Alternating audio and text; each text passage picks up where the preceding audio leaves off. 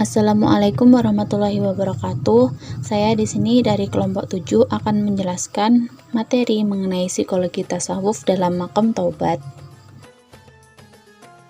Sebelumnya, saya akan memperkenalkan anggota kelompok. Yang pertama Nina Fitriana dengan NIM 047, kemudian Nur Hidayatullah dengan NIM 049, dan saya sendiri Sofia Isnawati dengan NIM 050. Berikut adalah pembahasan materi. Yang pertama, pengertian taubat. Yang kedua, tingkatan taubat. Yang ketiga, proses perilaku taubat. Yang keempat, nilai-nilai psikologis perilaku taubat. Pembahasan yang pertama adalah pengertian taubat. Secara bahasa, taubat berasal dari bahasa Arab, taba yatubu taubatan fahuwa taibun, yang berarti kembali dari kemaksiatan kepada ketaatan.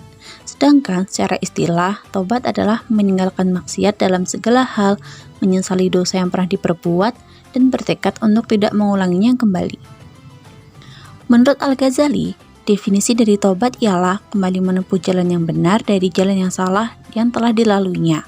Sedangkan menurut kalangan sufi ialah memohon atas segala dosa yang disertai dengan penyesalan dan berjanji dengan sungguh-sungguh untuk tidak mengulangi perbuatan dosa tersebut dan menjalankan kebajikan yang dianjurkan oleh Allah.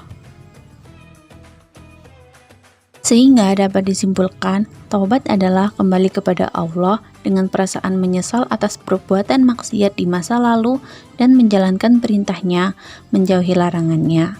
Dengan kata lain, tobat memiliki arti kembali kepada sikap, perilaku, dan ketakwaan yang lebih baik dan benar. Pembahasan yang kedua adalah tingkatan tobat. Tingkatan tobat dibagi menjadi 3 macam. Yang pertama, menurut kelangsungan taubatnya. Yang kedua, menurut tingkatan kelompok. Dan yang ketiga adalah menurut waktu taubatnya. Yang pertama ialah menurut kelangsungan taubatnya. Dibagi menjadi 3 tingkatan. Yang pertama, orang yang fitrahnya sehat, mempunyai kemauan keras terhadap perkara kebaikan. Nah, tobat ini disebut dengan tobat nasuha atau mempunyai kemantapan dalam tobatnya sehingga ia beristiqomah.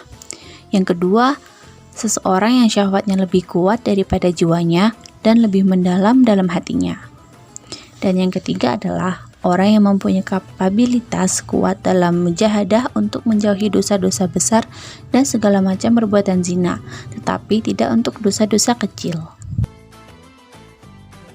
Kemudian selanjutnya menurut tingkatan kelompok, dibagi menjadi 3 tingkatan. Yang pertama, tobat umum, yaitu tobat seseorang yang ketika melakukan perbuatan dosa maka ia langsung bertobat.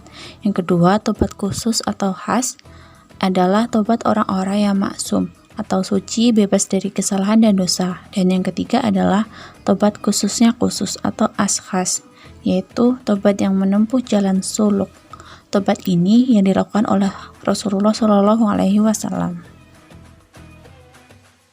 Kemudian menurut waktunya juga dibagi menjadi 3 tingkatan. Yang pertama yang berhubungan dengan masa lalu, yaitu berkaitan dengan penyesalan terhadap dosa-dosa yang telah dilakukan di masa lalu.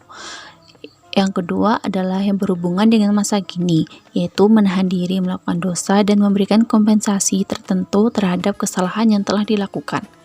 Dan yang ketiga adalah yang berhubungan dengan masa depan, yaitu bertekad tidak melakukan dosa lagi di masa mendatang dan bersabar dengan tekadnya. Selanjutnya adalah macam-macam tobat. Tobat dibagi menjadi 2 macam, yaitu yang pertama, tobat karena didorong rasa takut kepada Allah, dan yang kedua, tobat karena merasa malu kepada Allah. Pembahasan selanjutnya adalah proses tobat. Dalam prosesnya, tobat harus memenuhi 3 syarat tobat, yaitu penyesalan, meninggalkan dosa yang dilakukan, dan memperhatikan penyesalan dan ketidakberdayaan.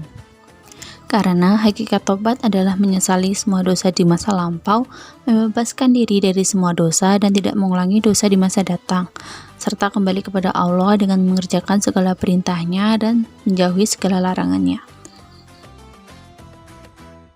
Pembahasan yang terakhir adalah nilai-nilai psikologis dalam taubat. Yang pertama, kesadaran. Kesadaran merupakan sebuah pikiran yang sudah menjadi badan dari keseluruhan pengalaman subjektif, emosi, dan proses mental seseorang. Dalam hal ini, para petobat mampu membedakan perbuatannya secara sadar. Ketika seseorang bertobat dari dosa, maka pengalaman tersebut akan secara sadar terekam dalam kesadarannya. Hal tersebut sudah menjadi hal yang lumrah, karena pengetahuan tentang kajian-kajian spiritual maupun yang lain akan mempengaruhi kesadaran tingkah laku dirinya sendiri. Kesadaran ini juga yang akan mengantarkan seseorang untuk memahami keberadaan dirinya dan berpikir tentang Tuhannya untuk segera bertobat. Nilai-nilai psikologis dalam tobat yang kedua adalah pengakuan dosa. Dalam bahasa psikoanalisis Freud, keadaan seseorang yang sedang mengakui dosa disebut dengan abstraction, yaitu sebuah proses menghilangkan ketenangan jiwa dan melepaskan suatu masalah yang terpendam dan membelenggu jiwanya dengan cara mengungkapkan melalui lisan, tulisan, atau apapun itu dengan tujuan melonggarkan segala beban yang selama ini membelenggunya. Freud mengatakan bahwa jiwa yang tertekan dengan masalah dan kesalahan akan merasa tertekan pada suatu beban rahasia. Maka dari itu, dengan memberikan kesempatan untuk mengutarakan isi hatinya dan meluaskan kembali ketenangan dengan mengakui secara jujur dan benar, akan tercipta suasana jiwa yang tenang. Pengakuan dosa dapat mempengaruhi efek psikologis perasaan lega. Nilai psikologis dalam tobat yang ketiga adalah penyesalan. Hal ini dilakukan seseorang yang menyesali perbuatannya yang telah meninggalkan kebaikan selama ini dan kembali kepada instrumen kedamaian jiwa. Sejatinya, penyesalan merupakan sebuah dorongan psikologi untuk merubah seseorang atau meluruskan perilaku seseorang karena sinkronisasi antara jiwa dan perilaku yang berlaku dalam suatu kurun masa, yaitu masa lalu, masa sekarang, dan masa depan. Berikut adalah beberapa referensi yang kami gunakan untuk menuliskan materi. Terima kasih atas perhatiannya. Jika ada salah pengucapan ketika saya menjelaskan, saya mohon maaf. Jika ada yang ingin bertanya mengenai materi yang belum jelas, dapat ditanyakan dalam sesi diskusi. Terima kasih, sekian dari saya. Wassalamualaikum warahmatullahi wabarakatuh.